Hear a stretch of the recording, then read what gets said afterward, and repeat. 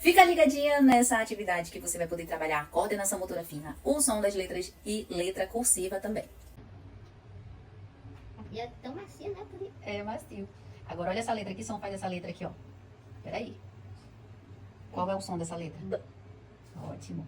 Essa letra aqui me diz se ela tem um som ou se ela tem dois. É, isso mesmo. E agora faz uma pra mim. Qualquer uma das duas. Qualquer uma letra.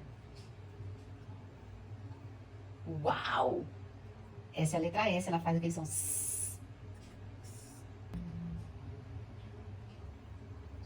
Qual é o som que faz essa letra? E também tem outro, né? Qual é o outro? Isso, agora é minha vez. Parece areia, mas não digo. Parece o quê? Areia. Areia. Legal, gosta de pegar? Uhum. Macio, né? Agora eu vou fazer outra.